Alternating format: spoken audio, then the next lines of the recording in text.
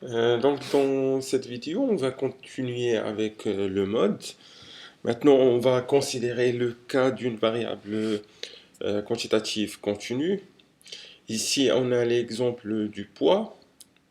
Donc on a une variable poids qui prend les classes suivantes. Donc on a la classe 0 jusqu'à 2, 2 jusqu'à 4, 4 jusqu'à 6, 6 jusqu'à 8. Ici, on a les effectifs. Ici, on n'a pas des fréquences, mais en fait ici on a des effectifs.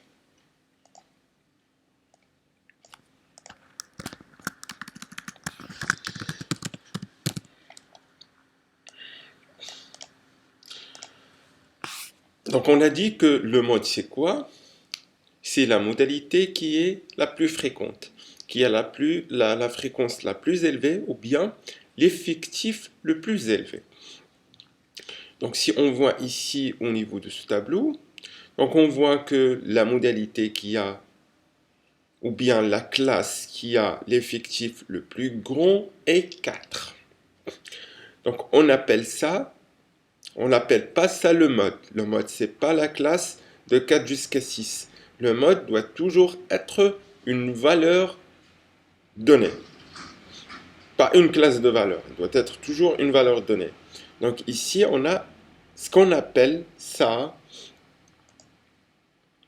Ça, sera la classe modale.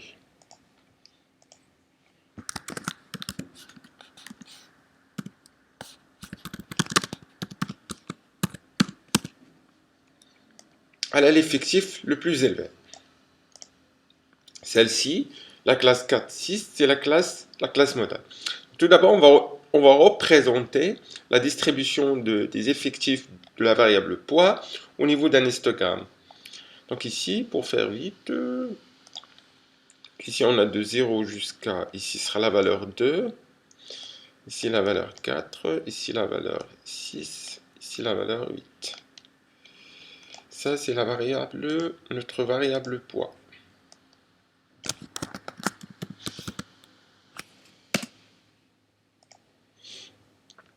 Donc, les classes sont d'amplitude égale.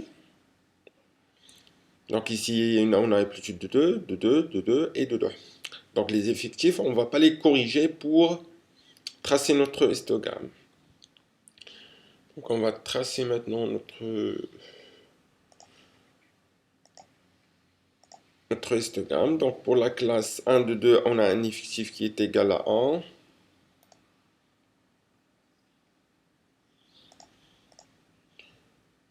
Donc on va tracer un rectangle dont la hauteur est équivalente à 1. Je vais considérer...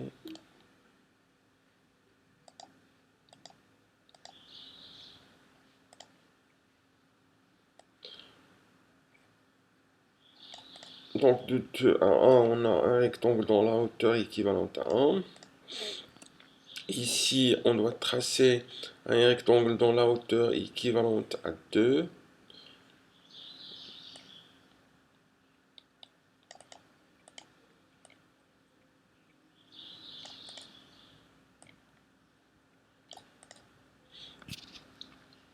De 4 jusqu'à 6, on a un effectif qui est égal à 4.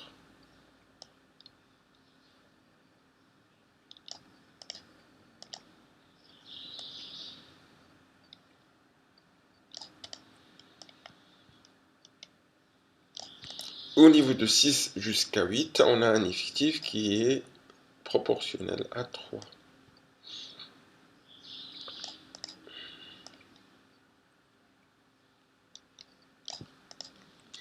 Maintenant, voilà notre histogramme. Donc, on voit clairement que la classe qui a le rectangle qui contient la surface la plus grande, le plus haut, c'est la classe de 4 jusqu'à 6. Donc voilà la classe modale, voilà notre classe modale. Donc il y a tout d'abord ce qu'on appelle le mode brut. Donc voilà notre classe modale. Donc pour déterminer notre mode brut, ce qu'on appelle mode brut, C'est la moitié, on considérera la moitié de la classe, qui est égale dans notre cas ici à 5. Donc 5, c'est le mode brut.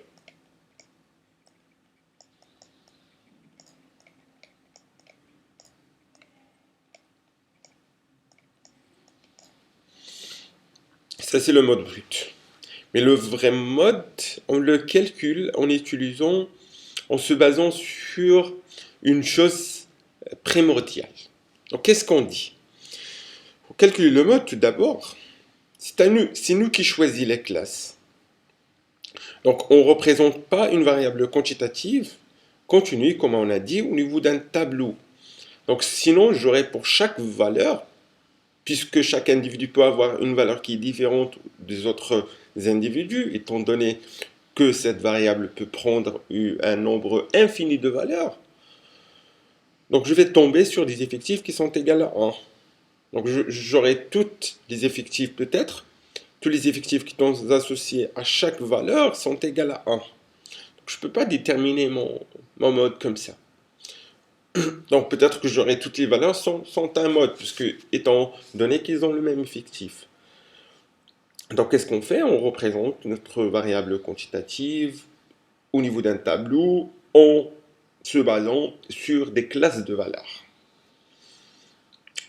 Et quand on choisit une classe de valeurs, déjà, on a choisi, on a déjà, comment dirais-je, on a choisi une classe de valeurs, on a déterminé les classes que va prendre la variable. Donc déjà, on a déterminé la classe modale.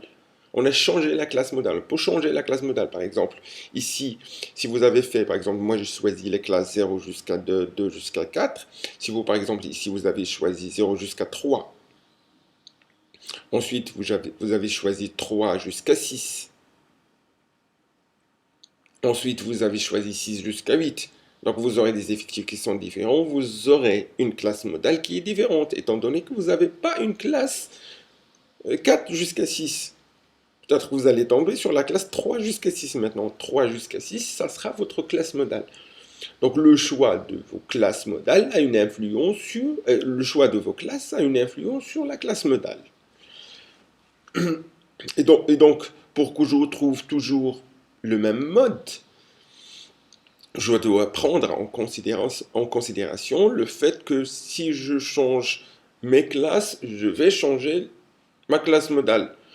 Donc comment je peux trouver le mode en se basant sur ces classes choisies et d'une façon à ce qu'on n'aura pas une influence sur la valeur du mode, même si on s'est basé sur ce type de classe. Donc si vous choisissez un autre type de classe, d'autres valeurs, vous allez tomber vous aussi sur le même mode. Qu'est-ce qu'on fait? Donc on va dire, donc maintenant ça c'est notre classe modale. Ça, c'est la classe qui est avant la classe modale et ça, c'est la classe qui est après la classe modale. Donc, on va prendre en considération ces deux classes pour déterminer notre mode. Donc, qu'est-ce qu'on voit ici? On voit déjà que la classe qui est avant la classe modale, elle présente peu d'effectifs, contrairement à la classe qui vient après la classe modale. Autrement dit, on a ici beaucoup d'individus qu'ici. Donc, si je modifie mes classes, je vais peut-être tomber sur une classe modale qui est ici. Par exemple, si j'ai choisi de choisir les classes modales de 5 jusqu'à 7, c'est une classe, et de 3 jusqu'à 5, c'est une classe. Donc ça, c'est une classe. Donc je vais choisir ça comme une classe, et l'autre classe ici. Je vois clairement que de 5 jusqu'à 6 et de 4 jusqu'à 5, j'ai la même surface ici. Donc ces deux classes ont la même surface dans cette partie-là. Donc ce qui différencie les effectifs que je vais avoir au niveau de cette classe et de celle-ci sont cette partie dans la première classe.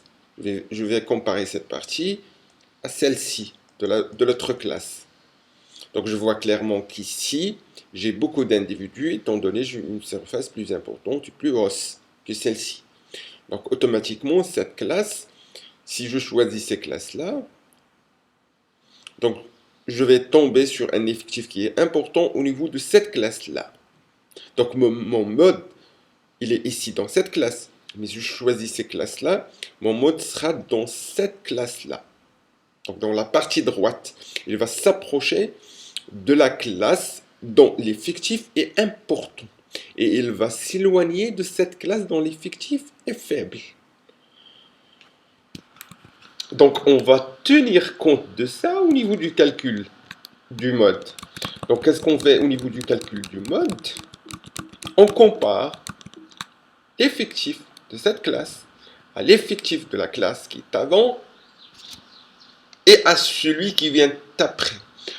Pour voir est-ce que le mode il va s'approcher, la valeur du mode va s'approcher de cette classe ou bien elle va s'approcher de celle-ci.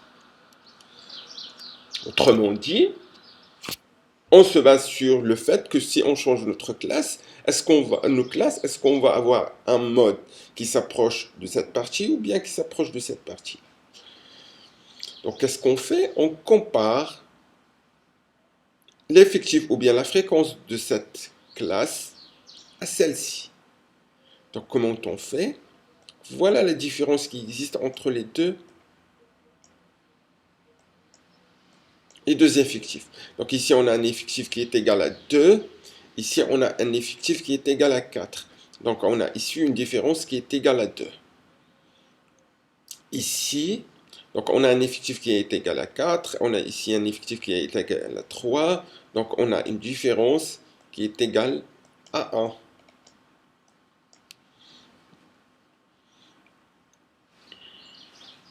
Donc cet effectif est moins petit à l'effectif de cette classe que l'effectif de la classe qui est avant.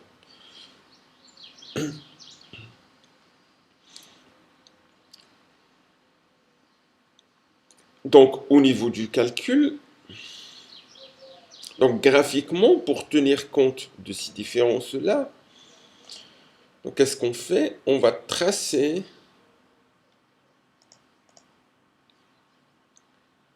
donc une demi-droite qui lie la partie hausse droite de la première classe à la partie droite hausse de la classe modale. Ensuite, on va tracer une droite qui lie la partie gauche hausse de la classe modale à la partie hausse gauche de la classe qui vient après. Et le mode, graphiquement, sera l'intersection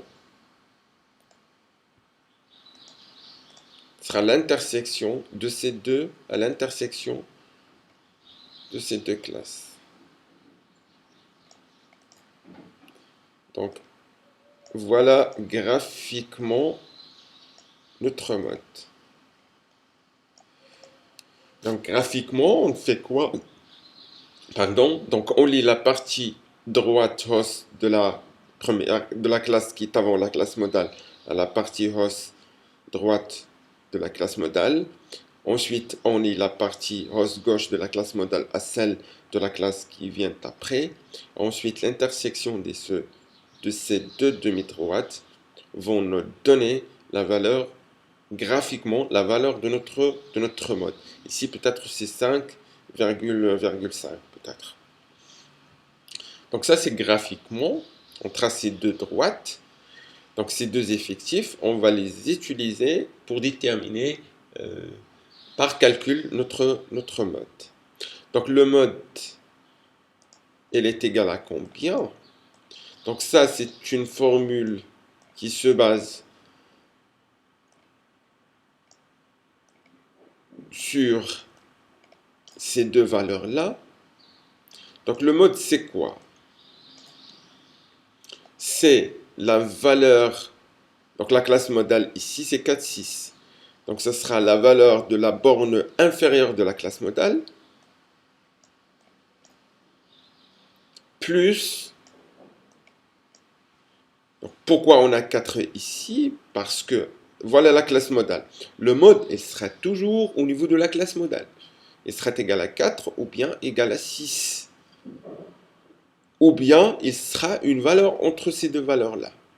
Donc toujours il est égal à 4 ou bien plus, jusqu'à 6.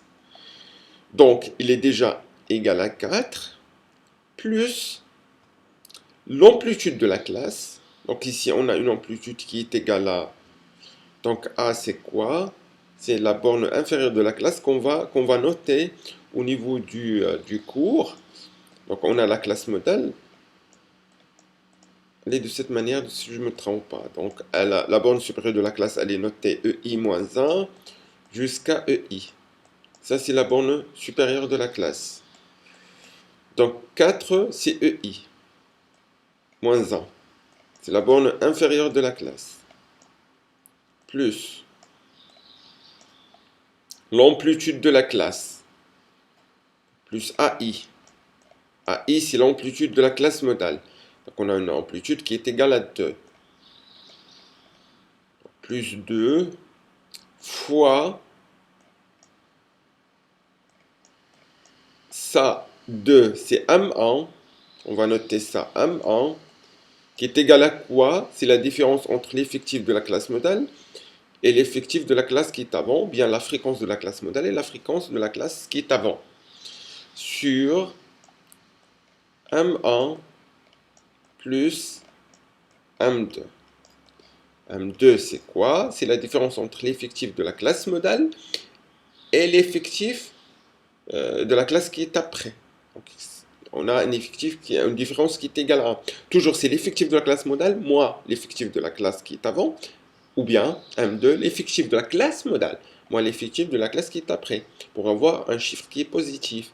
Parce que toujours la classe modale a l'effectif le plus grand. Donc on fait toujours l'effectif de la classe modale moins l'effectif des autres classes. Donc ici on aura 2 comme amplitude fois 2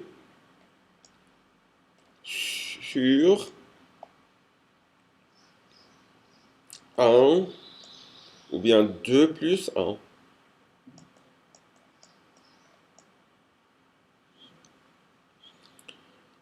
Donc 2, ça nous fera ici 2 sur 3. Donc ça nous fera une valeur importante.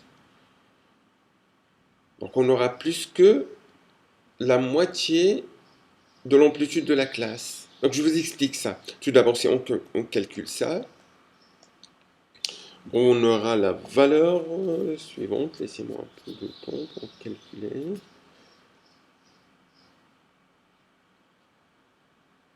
Donc on a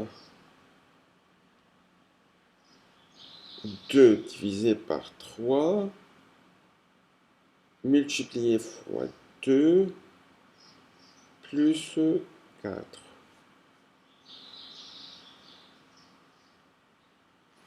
Donc, simplement, on a 2 divisé par 3, multiplié fois 2,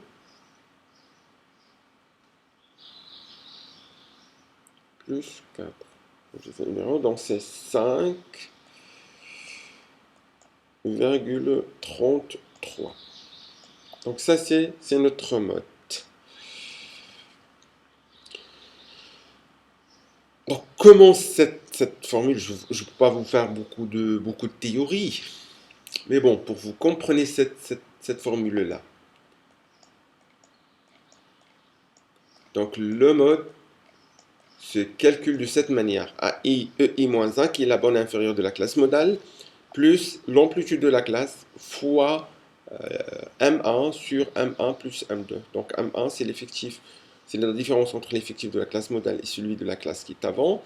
Et M2, c'est la différence entre l'effectif, ou bien la fréquence aussi, de la classe modale et la classe qui vient après. Exemple, considérons maintenant, on a par exemple un histogramme qui est de cette manière. Donc on a ici la classe modale et les classes sont d'amplitude égale. Donc rappelez-vous, au niveau du calcul du mode, donc si les classes sont d'amplitude égale, on se base sur les effectifs. Si on a des classes qui ont des amplitudes qui sont inégales, on va se baser sur les effectifs corrigés ou bien les fréquences corrigées. Donc, considérons par exemple ici le cas où on a une classe modèle ici qui a un effectif de 4. Ici, on a la classe qui est avant, elle a un effectif de 2. Ici, la classe qui vient après, elle a un effectif de 2. Donc, les deux classes ont le même effectif. Donc, si on trace, par exemple, on veut déterminer notre mode graphiquement, on va lier ces deux points par une demi-droite. Ces deux points par une demi-droite.